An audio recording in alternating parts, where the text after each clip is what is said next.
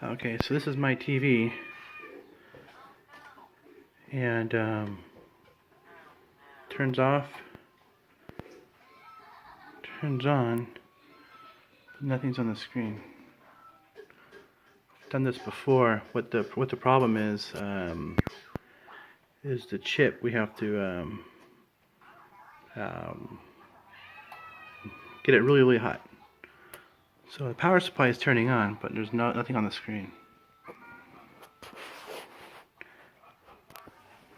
Okay, so for the record, it's an LG 42 LV 5500, and made back in 2011. So it's pretty old, but you know, it's a far cry from the old TVs that used to last 25 years. So we're gonna tear this thing apart. Yeah, so on the back of this TV, pretty much it's see a screw, remove a screw. So with the back off of the TV, the problem is underneath that heatsink. We gotta get that board off. So it's just like any other TV. The connectors just pop out like so.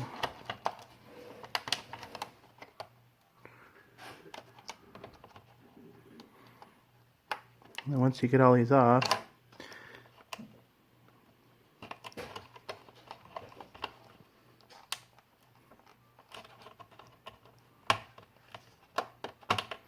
you get the screws out. There's just a few, and once you get them out, we can yank the motherboard out. Okay, so I got the board out, and to get those little pins out right here that are in the corners that hold it on, they're right here. And what you do, you twist it a little bit. So what you have to do is twist those in, or push them together, and then they push in.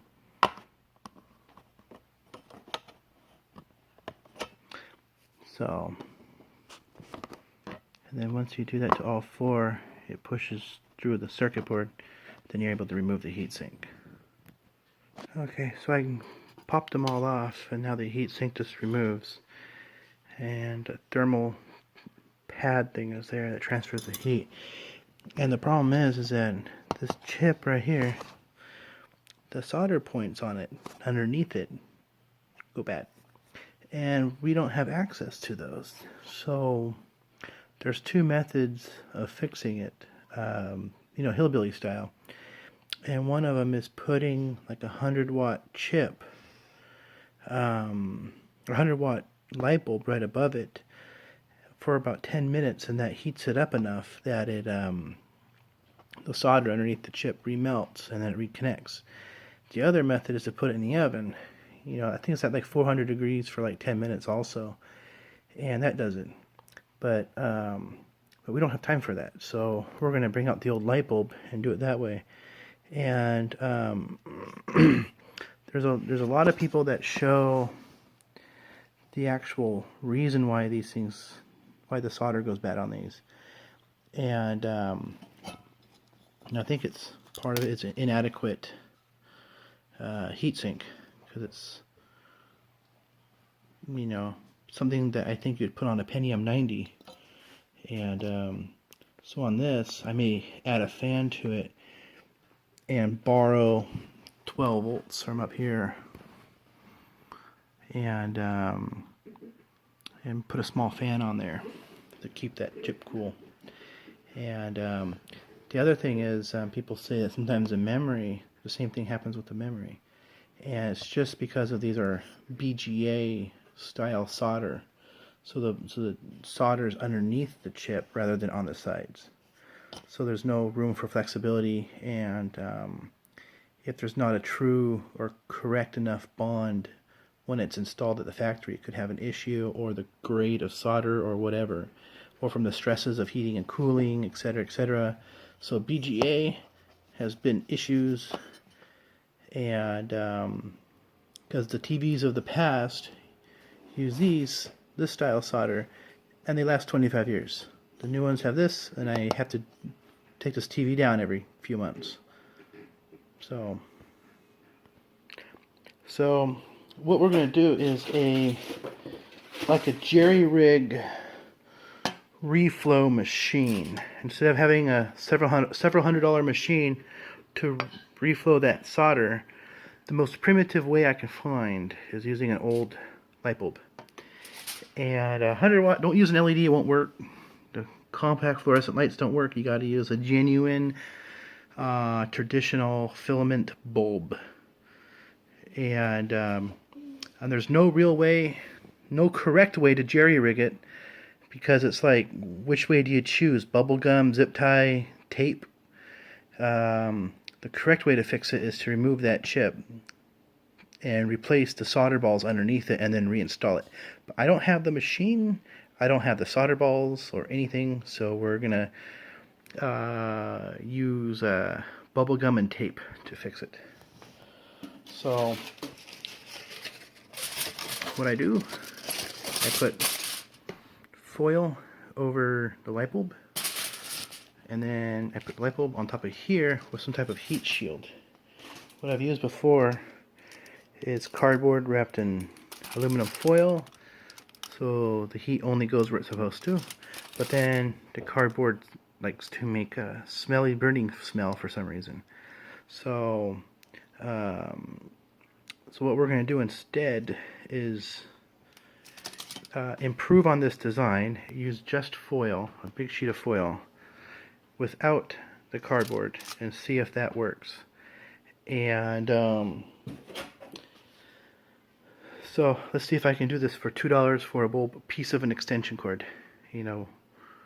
So let's see if this works. And we're not going to do it on my couch, because I think this may make my wife angry if I get that too hot.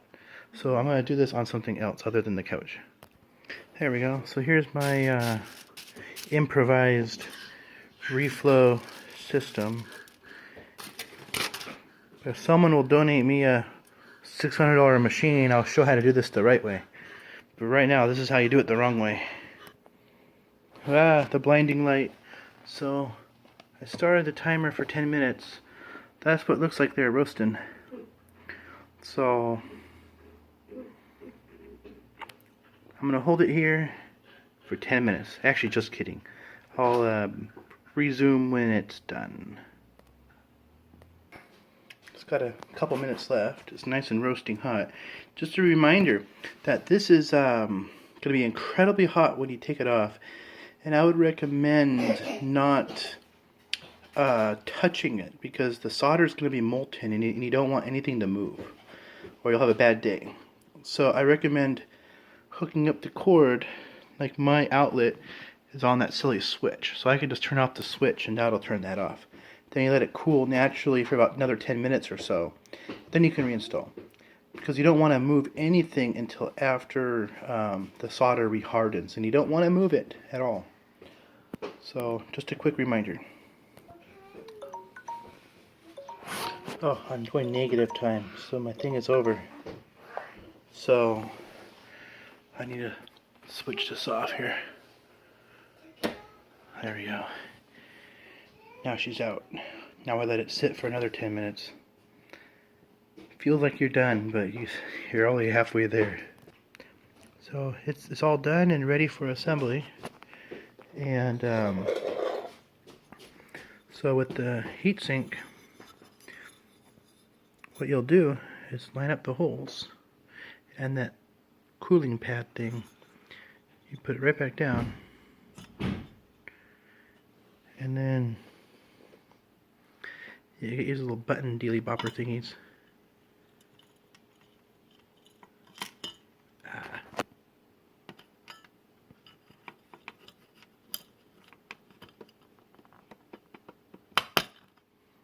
Just push them back in.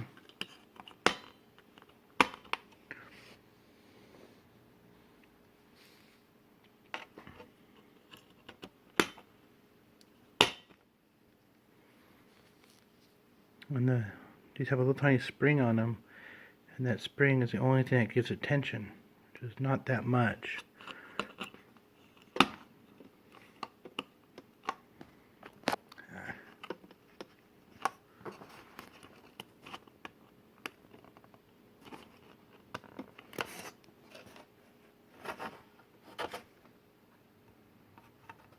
To there. I'm probably going to add a fan to this later, but not right now. So I'm going to remount it where it goes and reassemble. Okay, there it is with all the screws back in it and all the wires connected back up.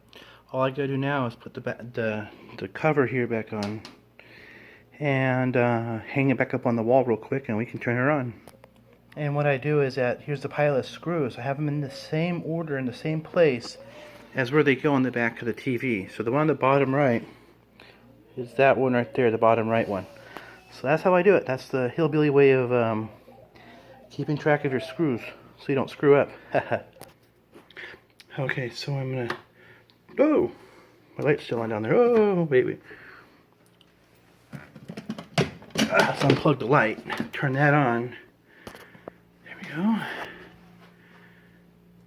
Let's see if this fixed it.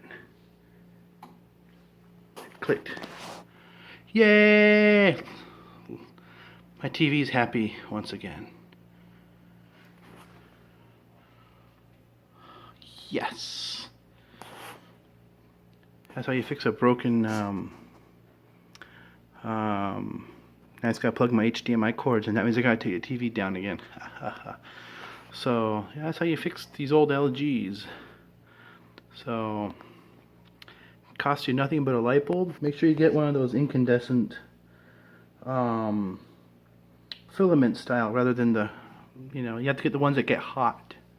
So, that's how you do it. So, fixed.